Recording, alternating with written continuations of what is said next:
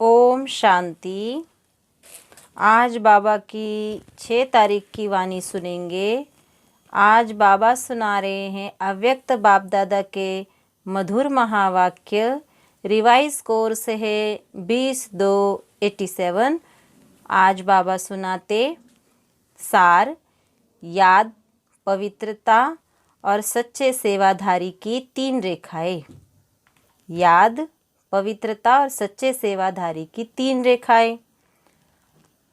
आज सर्वस्नेही विश्व सेवाधारी बाप अपने सदा सेवाधारी बच्चों से मिलने आए हैं।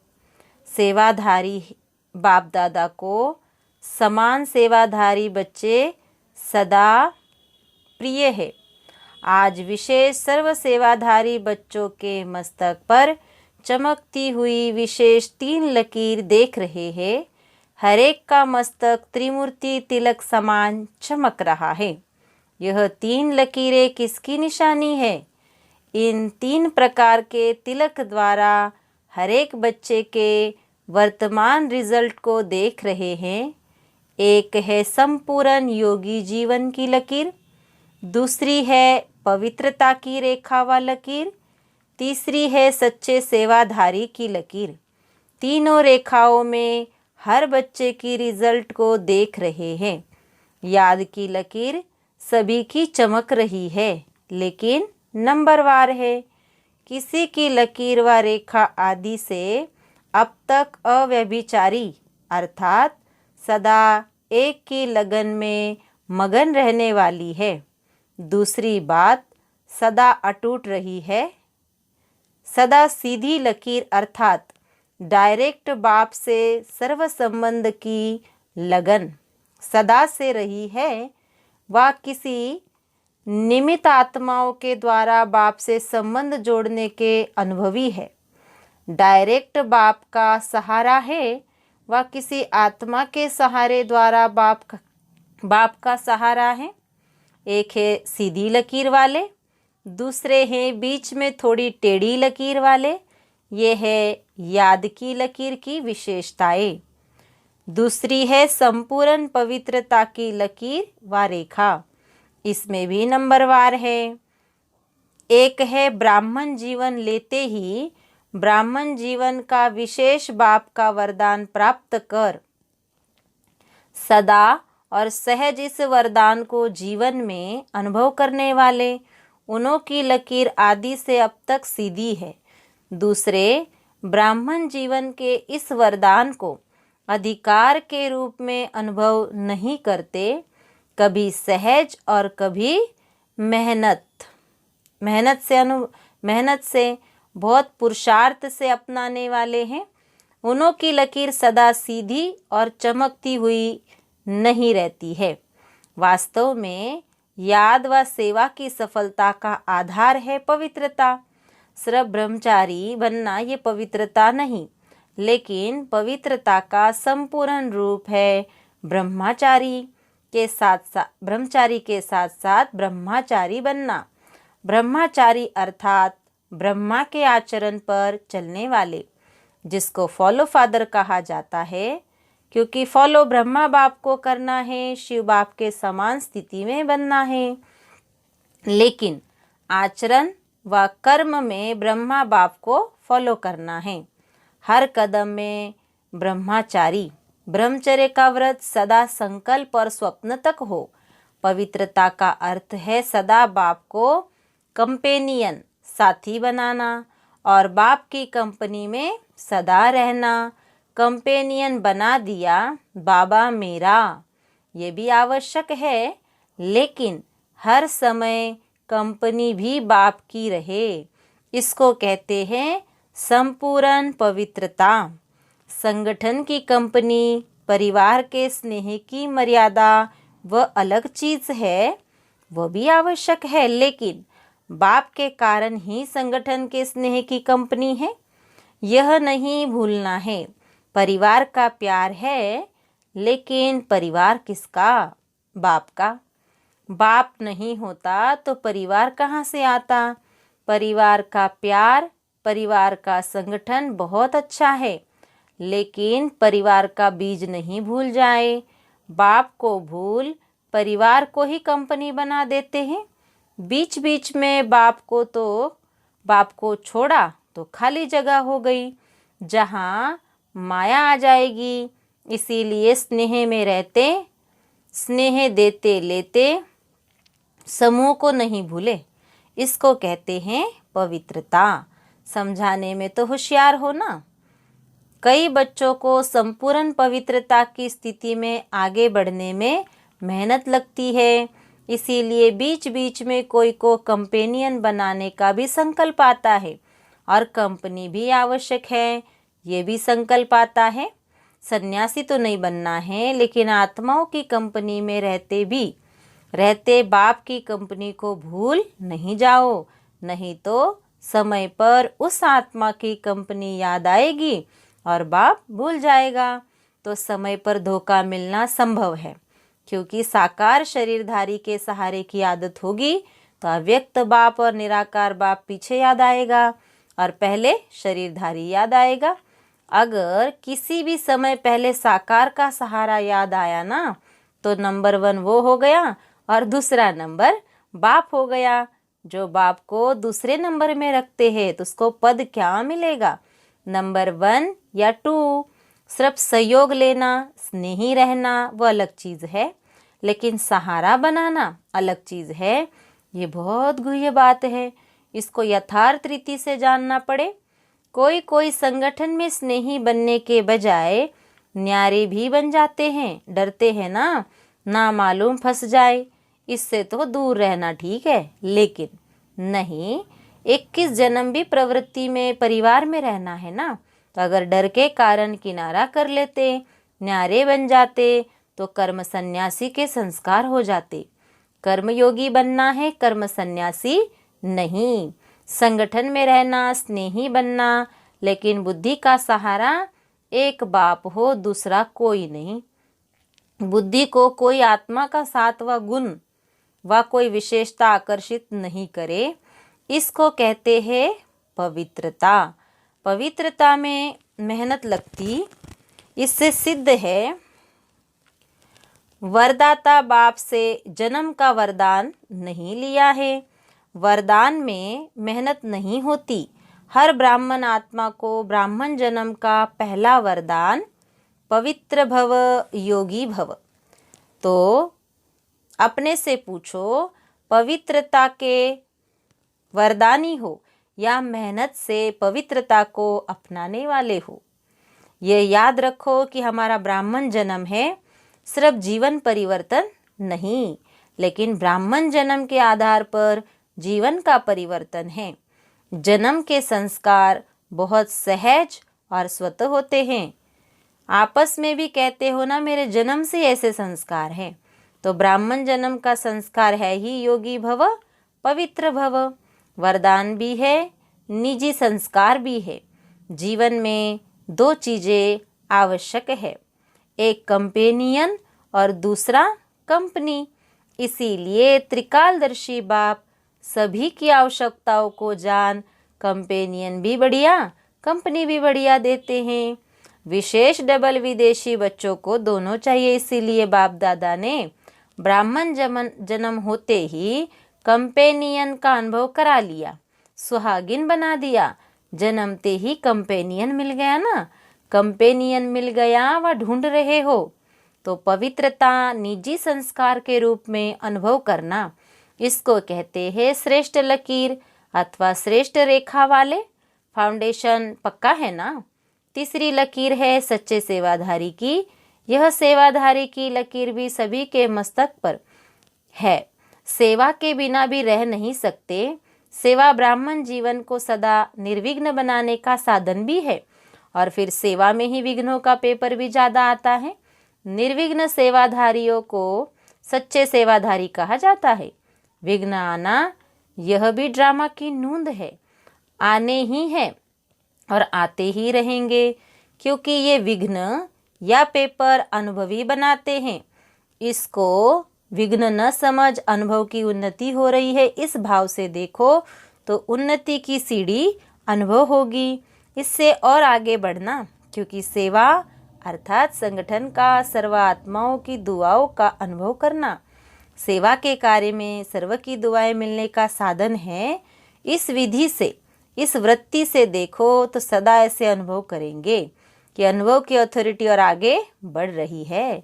विघ्नों को विघ्न नहीं समझो और विघ्न अर्थ निमित्त बनी हुई आत्मा को विघ्नकारी आत्मा नहीं समझो, अनुभवी बनाने वाले शिक्षक समझो।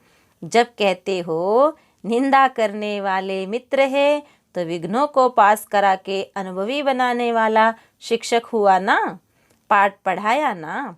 जैसे आजकल के जो बीमारियों को हटाने वाले डॉक्टर्स है वह एक्सरसाइज कराते हैं, तो एक्सरसाइज में पहले दर्द होता है, लेकिन वह दर्द सदा के लिए बेदर्द बनाने के निमित्त होता है।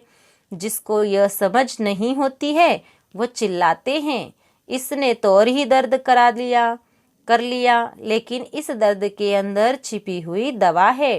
इस प्रकार रूप भल विघ्न का है, आपको विघ्नकारी आत्मा दिखाई पड़ती है, लेकिन सदा के लिए विघ्नों से पार कराने के निमित्त और अचल बनाने के निमित्त वही बनते हैं। इसलिए सदा निर्विघ्न सेवाधारियों को कहते हैं सच्चे सेवाधारी। ऐसे श्रेष्ठ लकीर वाले बच्चे सेवाधारी कहे जाते हैं। सेवा में सदैव स्वच्छ बुद्धि, स्वच्छ वृत्ति और स्वच्छ कर्म सफलता का सहज आधार है। कोई भी सेवा का कार्य जब आरंभ करते हो तो पहले चेक करो कि बुद्धि में किसी आत्मा के प्रति स्वच्छता के बजाय अगर बीती हुई बातों की जरा भी स्मृति होगी तो उसी स्मृति दृष्टि से उनको देखना, उनसे बोलना होता, तो सेवा में जो स्वच्छता से संपूर्ण सफलता होनी चाहिए वह नहीं होती। बीती हुई बातों को व वृत्ति आदि सबको समाप्त करना, यह है स्वच्छता। बीती का संकल्प भी करना कुछ परसेंट में हल्का पाप है। संकल्प भी सृष्टि बना देता है और वर्णन करना तो और बड़ी बात है, लेकिन संकल्प करने से भी पुराने संकल्प की स्मृति सृष्टि अथवा वायुमंडल वैसा बना देती है। फिर कह देते हैं मैंने जो कहा था ना ऐसे ही हुआ ना, लेकिन हुआ क्यों? आपके कमजोर और व्यर्थ ने यह व्यर्थ वायुमंडल की सृष्टि बनाई। इसीलिए सदा सच्चे सेवाधारी अर्थात पुराने वाइब्रेशन को समाप्त करने वाले, जैसे साइंस वाले शस्त्र से शस्त्र को खत्म कर देते हैं, एक विमान से दूसरे विमान को गिरा देते हैं, युद्ध करते हैं तो समाप्त कर देते हैं ना, तो आपका शुद्ध वाइब्रेशन को इमर्ज कर सकता है और व्यर्थ वाइब्रेशन को समाप्त कर सकता है। संकल्प को समाप्त कर सकता है।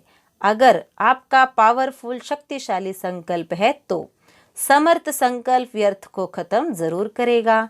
समझा? सेवा में पहले स्वच्छता अर्थात पवित्रता की शक्ति चाहिए। ये 3 लकीरें चमकती हुई देख रहे हैं। सेवा के विशेषता की और अनेक बातें सुनी भी है, सब बातों का सार है निस्वार्थ निर्विकल्प स्थिति से सेवा करना सफलता का आधार है। इसी सेवा में ही स्वयं भी संतुष्ट और हर्षित रहते और दूसरे भी संतुष्ट रहते। सेवा के बिना संगठन नहीं होता। संगठन में भिन्न भिन्न बातें, भिन्न भिन्न विचार और भिन्न भिन्न तरीके से साधन, ये तो होना ही है, लेकिन बातें आते भी भिन्न भिन्न साधन सुनते हुए भी सदा स्वयं अनेकों को एक बाप की याद में मिलाने वाले, एक रस स्थिति वाले रहो। कभी भी अनेकता में मूंझो नहीं कि अब क्या करें। बहुत विचार हो गए हैं, किसका माने किसका न माने। अगर निस्वार्थ निर्विकल्प भाव से निर्णय करेंगे तो कभी किसी को कुछ व्यर्थ संकल्प नहीं आएगा, क्योंकि सेवा के बिना भी रह नहीं सकते, याद के बिना भी नहीं रह सकते। इसलिए सेवा को भी बढ़ाते चलो, स्वयं को भी स्नेह सहयोग और निस्वार्थ भाव में बढ़ाते चलो। समझा? बाप दादा को खुशी है कि देश विदेश में छोटे बड़े सभी ने उमंग उत्साह से सेवा का सबूत दिया। विदेश की सेवा का भी सफलतापूर्वक कार्य संपन्न हुआ और देश में सभी के सहयोग से सर्व कार्य संपन्न हुए, सफल हुए। बाप दादा बच्चों के सेवा की लगन को देख हर्षित होते हैं। सभी का लक्ष्य बाप को प्रत्यक्ष करने का अच्छा रहा और बाप के स्नेह में मेहनत को मोहब्बत में बदल कार्य का प्रत्यक्ष फल दिखाया। सभी बच्चे विशेष सेवा के निमित्त आए हुए हैं। बाप दादा भी वहाँ बच्चे वहाँ के गीत गाते हैं। सभी ने बहुत अच्छा किया, किसी ने किया किसी ने नहीं किया ये नहीं, चाहे छोटे स्थान है व बड़े स्थान है, लेकिन छोटे स्थान वालों ने भी कम नहीं किया। इसीलिए सर्व की श्रेष्ठ भावनाओं और श्रेष्ठ कामनाओं से कार्य अच्छे रहे और सदा अच्छे रहेंगे। समय भी खूब लगाया, संकल्प भी खूब लगाए, प्लान बनाया तो संकल्प किया ना, शरीर की शक्ति भी लगाई, धन की शक्ति भी लगाई, संगठन की शक्ति भी लगाई, सर्व शक्तियों की आहुति से सेवा का यज्ञ दोनों तरफ देश और विदेश सफल हुआ। बहुत अच्छा कार्य रहा। ठीक किया व नहीं किया ये क्वेश्चन ही नहीं, सदा ठीक रहा है और सदा ठीक रहेगा। चाहे मल्टी मिलियन पीस का कार्य किया, चाहे गोल्डन जुबली का कार्य किया, दोनों ही कार्य सुंदर रहे। जिस विधि से किया वह विधि भी ठीक है। कहाँ कहाँ चीज़ की वैल्यू बढ़ाने के लिए पर्दे के अंदर वह चीज़ रखी जाती है, पर्दा और ही वैल्यू को बढ़ा देता है। और जिज्ञासा उत्पन्न होती है कि देखे क्या है पर्दे के अंदर, है तो ज़रूर कुछ होगा, लेकिन यही पर्दा प्रत्यक्षता का पर्दा बन जाएगा। अभी धरनी बना ली, धरनी में जब बीज डाला जाता है वो अंदर छिपा हुआ डाला जाता है। बीज को बाहर नहीं रखते, अंदर छिपा कर रखते हैं। और फल व वृक्ष गुप्त बीज का ही स्वरूप प्रत्यक्ष होता है। तो अब बीज डाला है, वृक्ष बाहर स्टेज पर स्वतः ही आता जाएगा। खुशी में नाच रहे हो ना, वाह बाबा तो कहते हो, लेकिन वाह सेवा भी कहते हो। अच्छा समाचार तो सब बाप दादा ने सुन लिया। इस सेवा से जो देश विदेश के संगठन से वर्ग की सेवा हुई, ये चारों ओर एक समय एक ही आवाज़ बुलंद होने या फैलने का साधन अच्छा है। आगे भी जो भी प्रोग्राम करो, लेकिन एक ही समय देश विदेश में चारों ओर एक ही प्रकार की सेवा कर, फिर सेवा का फलस्वरूप मधुबन में संगठित रूप में हो। चारों ओर एक लहर होने के कारण सब में उमंग उत्साह भी होता है और चारों ओर रूहानी रेस होती। रेस नहीं कि हम और ज़्यादा से ज़्यादा सेवा का सबूत दे, तो इस उमंग से चारों ओर नाम बुलंद हो जाता है। इसीलिए किसी भी वर्ग का बनाओ, लेकिन चारों ओर सारा वर्ष एक ही रूपरेखा की सेवा की तरफ अटेंशन हो, तो उन आत्माओं को भी चारों ओर का संगठन देख उमंग आता है, आगे बढ़ने का चांस मिलता है। इस विधि से प्लान बनाते बढ़ते चलो। पहले अपनी अपनी एरिया में उन वर्ग की सेवा कर, छोटे छोटे संगठन के रूप में प्रोग्राम करते रहो और उस संगठन से फिर जो विशेष आत्माएं हो उनको इस बड़े संगठन के लिए तैयार करो। लेकिन हर सेंटर या आसपास मिलकर करो, क्योंकि कई यहाँ तक नहीं पहुँच सकते, तो वहाँ पर भी संगठन का प्रोग्राम होता है, उससे भी उन्हों को लाभ होता है। तो पहले छोटे छोटे स्नेह मिलन करो, फिर जोन को मिलाकर संगठन करो, फिर मधुबन का बड़ा संगठन हो। तो पहले से ही अनुभवी बन करके फिर यहाँ तक भी आएंगे। लेकिन देश विदेश में एक ही टॉपिक हो और एक ही वर्ग के हो। ऐसे भी टॉपिक्स होते हैं जिसमें 2-4 वर्ग भी मिल सकते हैं। टॉपिक विशाल है तो 2-3 वर्ग के उसी टॉपिक बीच आ सकते हैं। तो अभी देश विदेश में धर्म सत्ता, राज सत्ता और साइंस की सत्ता, तीनों के सैंपल्स तैयार करो। अच्छा, सर्व पवित्रता के वरदान के अधिकारी आत्माओं को, सदा एक रस निरंतर योगी जीवन के अनुभवी आत्माओं को, सदा हर संकल्प हर समय सच्चे सेवाधारी बनने वाली श्रेष्ठ आत्माओं को, विश्व स्नेही विश्व सेवाधारी बाप दादा का याद प्यार और नमस्ते। हम सभी मीठे प्यारे बच्चों की बाप दादा को याद प्यार और नमस्ते। प्यारे बाबा ने वरदान दिया, कंबाइंड स्वरूप की स्मृति द्वारा अभूल बनने वाले निरंतर योगी भव। कंबाइंड स्वरूप की स्मृति द्वारा अभूल बनने वाले निरंतर योगी भव। विस्तार। जो बच्चे स्वयं को बाप के साथ कंबाइंड अनुभव करते हैं उन्हें निरंतर योगी भव का वरदान स्वतः ही मिल जाता है, क्योंकि वो जहाँ भी रहते हैं मिलन मेला होता रहता है। उन्हें कोई कितना भी भुलाने की कोशिश करे लेकिन वे अभूल होते हैं। जैसे अभूल बच्चे जो बाप को अति प्यारे हैं वही निरंतर योगी है, क्योंकि प्यार की निशानी है स्वतः याद। उनके संकल्प रूपी नाखून को भी माया हिला नहीं सकती। और स्लोगन सुनाया बाबा ने, कारण सुनाने के बजाय उसका निवारण करो तो दुआओं के अधिकारी बन जाएंगे।